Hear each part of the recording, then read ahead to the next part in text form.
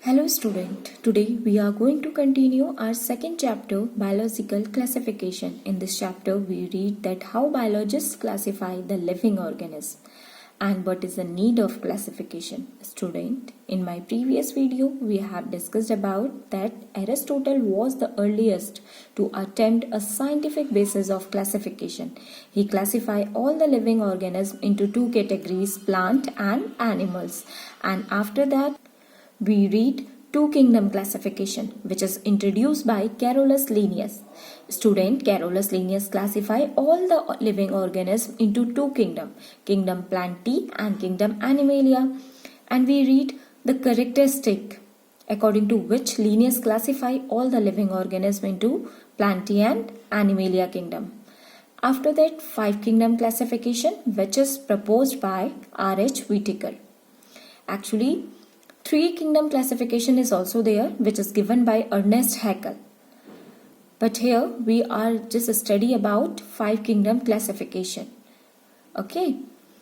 And in this five kingdom classifications, Linnaeus Whittaker's classify all the organisms into five kingdom: kingdom Monera, kingdom Protista, kingdom Fungi, kingdom Plantae, and kingdom Animalia. So student, our today topic is the first kingdom, Monera.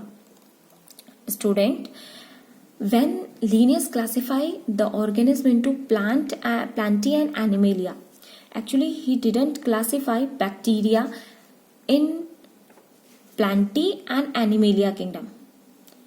That means bacteria could not classify as plant or animal. So Whittaker classify all the bacteria into Monera kingdom. So kingdom Monera has only bacteria as its member. And bacteria are the most abundant microorganisms on the earth. They are very smallest, hence are visible only through the microscopes. Okay, and they are almost everywhere on the earth. So student, firstly we read the characteristic or the important features of kingdom Monera.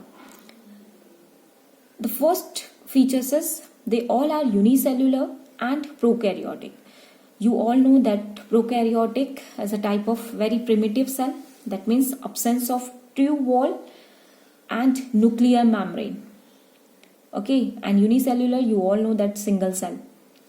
They also lack other membrane bound organelles, because in prokaryotic cells they lack the membrane bound organelles. And microscopic organisms, you all know they all are microscopic. We cannot see the bacteria with our naked eyes. They are the smallest and the most plentiful on earth.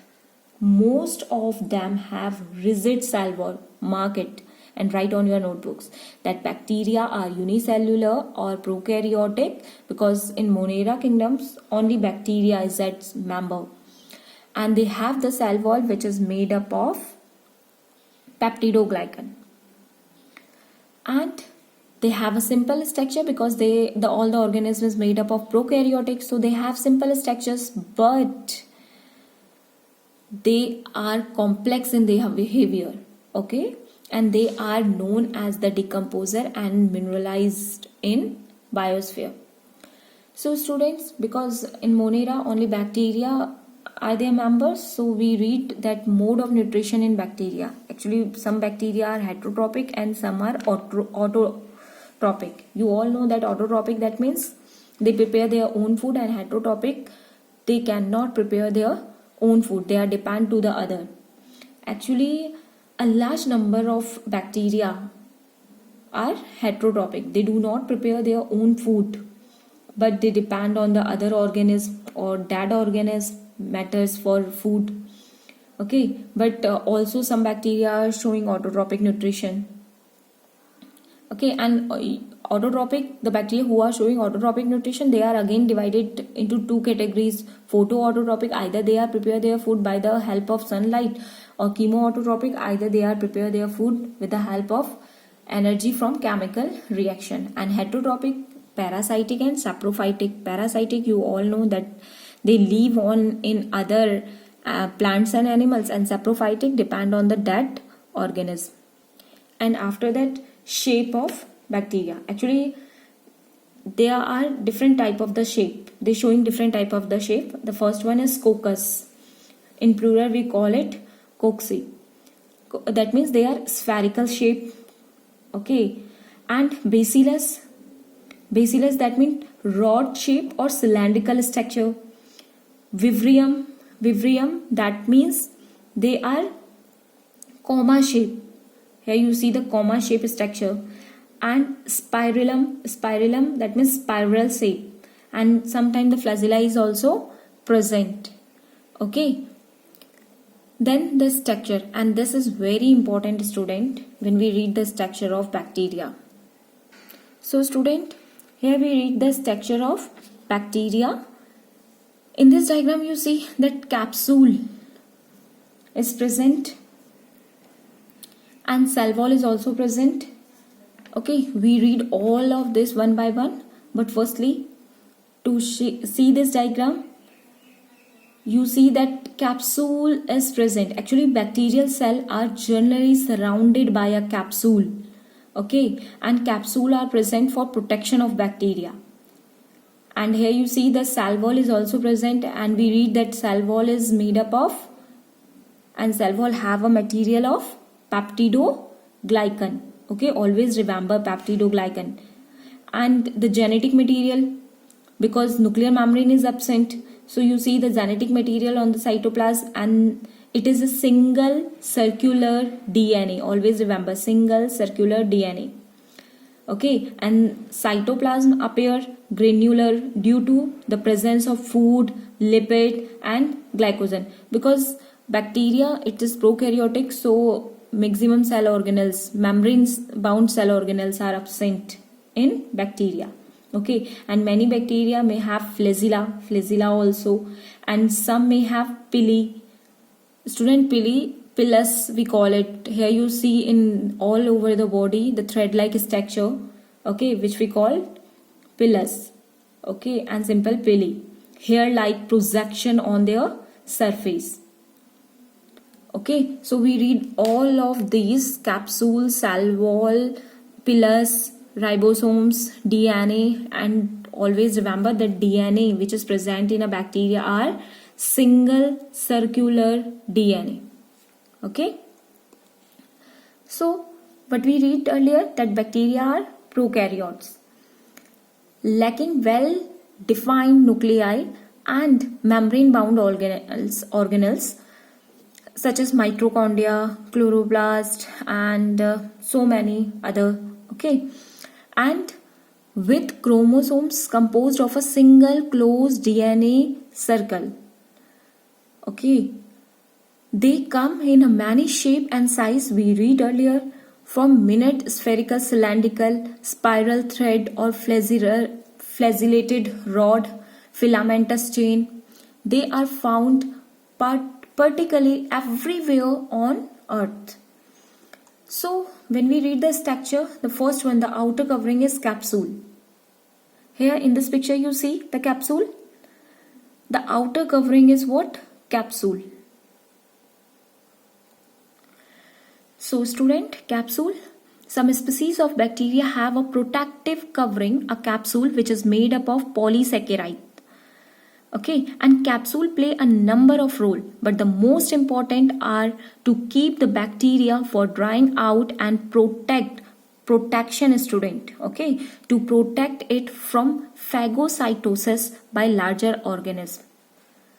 Is that clear? So that the larger organism not easily engulf them, not easily eat them. So the capsule is used as a protection. The next one is cell wall. Each bacterium is enclosed by a rigid cell wall. We read that it is composed of peptidoglycan, a protein sugar molecules. The wall gives the cell its shape and surrounds the cytoplasmic membrane, protecting it from the environment. It also helps to anchor appendages like the pili and flagella. And the next one is cytoplasm. Student, we read that bacteria have lack of membrane bound organelles. So in cytoplasm, the cytoplasm or the protoplasm of a bacterial cell is where the function of a cell growth, metabolism and replication are carried out. And cytoplasm is a cell-like matrix composed of water, enzyme, nutrient, waste and gases, and contains cell structures such as ribosomes, chromosomes and plastid, because so many cell organelles are not present here. It is a prokaryotic organism. Is that clear? The chromosomes, a single continuous strand of DNA, is located but not contained in a regions of a cell called nucleoid, because nuclear membrane is absent. Okay. Now the flagella, you see in a diagram, flagella is also present. So flagella are a hair-like structure that provided a mean of locomotion. Flagella help in a locomotion of bacteria for those bacteria that have them. They can be found in either on the both side of a bacteria and all over its surface. It's not compulsory that flagella are present only in a one side. It also present in all over the surface of a bacteria. And nucleoid. The nucleoid is a region of a cytoplasm where the chromosomal DNA is located. Nuclear membrane is absent, but where the chromosomal DNA is located, this part is nucleoids. Okay, it is not a membrane bound nucleus. Prokaryotic organelle, so that nuclear membrane is absent. So where the chromosomal DNA is located, this region is nucleoid. Is that clear? But simply an area of the cytoplasm where the strand of a DNA are found. Okay. And pili, and student, pili is very important. Why? Because at the time of reproduction, you read it that in reproduction it helps the bacteria to transfer the genetic material.